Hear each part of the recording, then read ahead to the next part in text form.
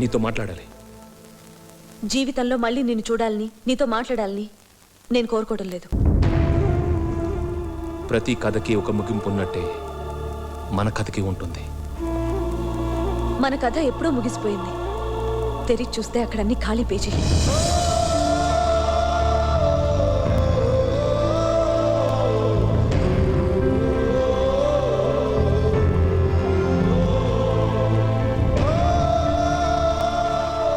ఇంట్లో నుంచి వెళ్తానేమో కానీ నీ మనసులో నుంచి వెళ్ళను.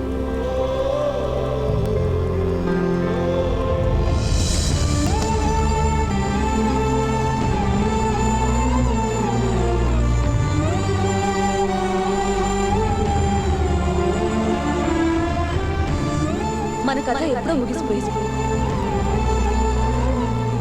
జీవితంలో మళ్ళీ నేను చూడాలి, నీతో మాట్లాడాలి నేను కోరుకోవడం లేదు.